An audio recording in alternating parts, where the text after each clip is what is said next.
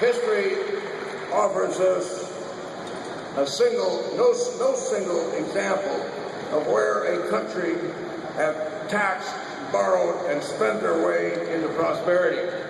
But history shows us many examples, even today in Europe, where countries have tried to borrow and spend and tax themselves into prosperity.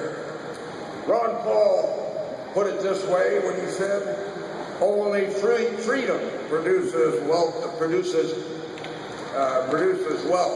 Only freedom produces wealth. Welfare perpetuates poverty.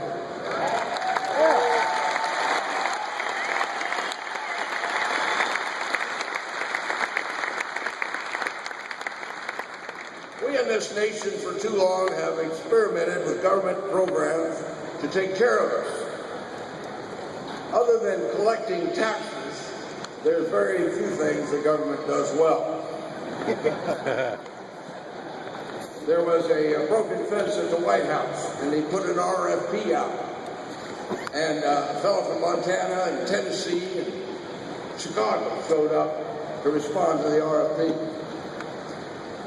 They went up to the White House, and the guy from Montana took his ruler out, and he measured and figured, and he said, I can do that job for $900, $400 for labor, $400 for material, and $100 profit for me.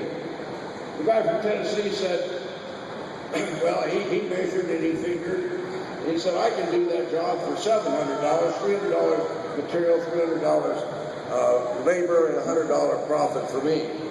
The fellow from Chicago leaned over to the guy from the White House and said, I can do that job for $2,500. The White House man was incredulous. He said, you didn't even measure and you didn't even figure. How'd you come up with that ridiculous figure? The guy from Chicago said, it's easy. $1,000 for you, $1,000 for me. We'll hire the guy from Tennessee to do the job.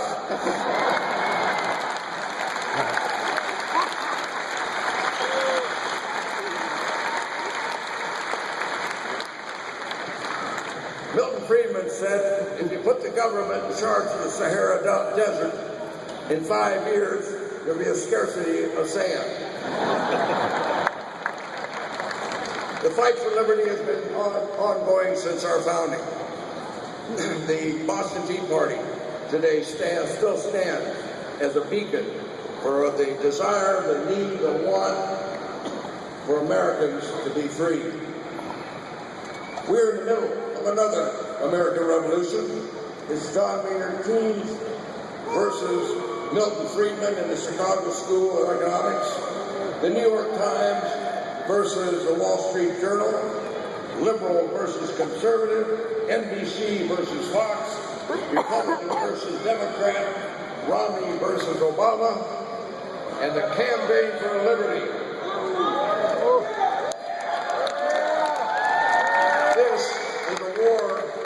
This is a war we dare not lose.